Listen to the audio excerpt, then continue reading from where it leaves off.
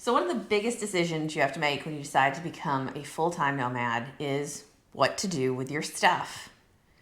You have to figure out if you want to get a storage unit or if you want to whittle it all the way down to a suitcase or two. I know a lot of people decide to go with the storage unit. We decided not to.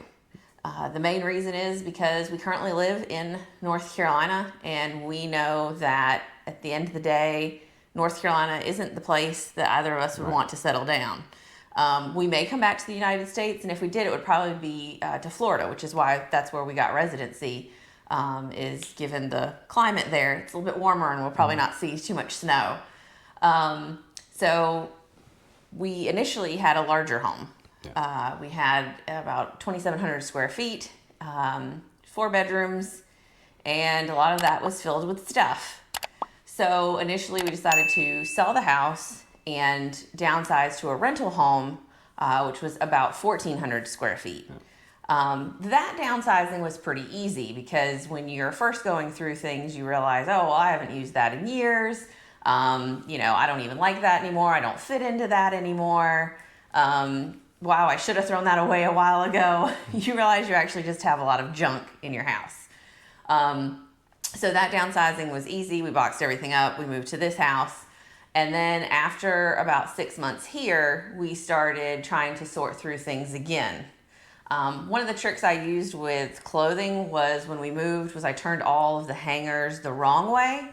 And then after we did laundry, we would return the clothes to the closet with the hanger turned to the correct way. So that way I would know exactly what I had and hadn't worn in our first 6 months in the house. And we found that you didn't wear a lot of your clothes. Yeah, I think that's kind of indicative in general. I have more stuff than he does. I think most women have more stuff than men in general.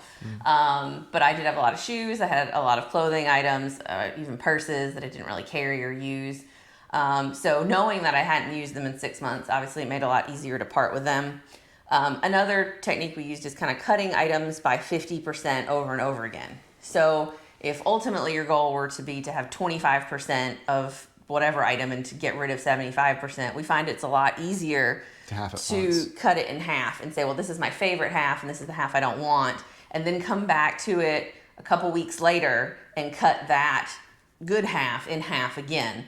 Because when you're comparing the best items to the best items, it's clear which ones don't fit in, and it's harder to cut deep from the get-go, and it can be a little stressful. Yeah, because you're always worried you're going to make the wrong decision, and for us it was important to make the right decisions because we're going to be taking this stuff with us on the road for the foreseeable future, so I wanted to make sure that we made the best decisions possible. The other thing, of course, is then what to do with the stuff you're not keeping. We have been selling a lot of items on Facebook Marketplace. Now, of course, you don't get anywhere close to what you paid for them, but at least you get something. And a lot of the interactions have been really good too. People have been very excited to pick up some of our items. Just yesterday, the washer and dryer left, and it went to a little family who had a new little baby, and their dryer was taking like 7 cycles to dry clothing properly. So they were excited, they got a good deal, and it made us happy to see our item go to a good home. We are going to be having a yard sale next Saturday, and then the following day, on Sunday, we are just going to have what we call a free sale, where we're going to put everything out there and say, hey, it's free to anybody who wants it. And then from there, we're actually just going to take whatever's left to Goodwill and make a final donation. Which is actually what we did the first time we downsized from the bigger house. We just did, instead of doing an actual yard sale, we did a free sale. Yeah, because with that cut, of course, it was things, like I said, I didn't have an emotional attachment to. I didn't feel particularly valuable, so we just let people, come and take what they wanted. So the good news is it's pretty easy to get rid of your stuff. The bad news is you don't get a really good resale value for most things. I did use the Real and Bag, Borrow, and Steal to sell a couple of my designer items. But other than that, we've mostly just kind of listed everything ourselves. I found the process to be, I think, a little bit more emotional, not because I'm sad to get rid of this stuff, but because it makes the decision seem very final. While David has already quit his job and my last day is next week. Still seeing the washer and dryer leave the house kind of lets you know that this isn't your home anymore and that you're really doing this. This has been a dream we've had for a really long time, is to just travel full time. But I will say that as we're getting closer to the reality of it, it seems equally stressful and overwhelming as it does exciting, where when initially I was planning it was just 100% excitement. Mm-hmm. So I don't think I expected it to be this hard, because neither of us are really things people. We're experienced people. We always have been. But still, when you see your house bare and all the items slowly leaving, it does kind of hit you that you're making a really big decision. But I just keep telling myself that even if we don't end up loving traveling full time, we can always settle down somewhere else. And again, the initial goal was to not settle down here. Yeah. So I have to just kind of be happy with that, and that we are making progress towards the goal. You have any thoughts? Nope. You said it all. I think your downsizing has been a lot less stressful than mine. I don't think you care what you wear on a daily basis. So T-shirt, jeans, polo.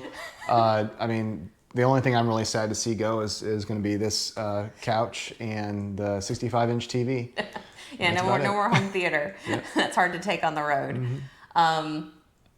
I will say that the only things that we did have anybody hold for us is my parents are holding our wedding album and my college degrees, and his dad is holding on to our magnet collection.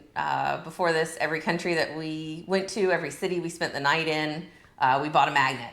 So we have a couple containers of magnets of our world travels, and he's going to be holding on to those until we have a refrigerator one day. Yep. But I will say that the process is difficult now, and I've read a lot of people that say that once you're through with it and you're at the other side, it's very liberating not to have stuff and to not be tied down to the responsibility of all the stuff. But I'm not quite there yet. So I'm looking forward to be on the other side of things, which at this point we are just 8 days away from. Yeah, so. I actually think it's going to be a lot easier just to keep track of things that are in a Jeep. And that's all we have to worry about. Yeah, so for what we're actually downsizing to, I am putting all my clothes in one large suitcase. David is putting all of his clothes in a small suitcase. Mm-hmm. And then we have another small suitcase that's going to have a couple dressy outfits, a couple outfits for cold weather, and a couple outfits for the beach, bathing suits, that sort of thing. Mm-hmm. But other than that, we have a big kitchen tote full of cooking items. And we'll show you everything that we decided to choose as far as what is traveling with us in another video.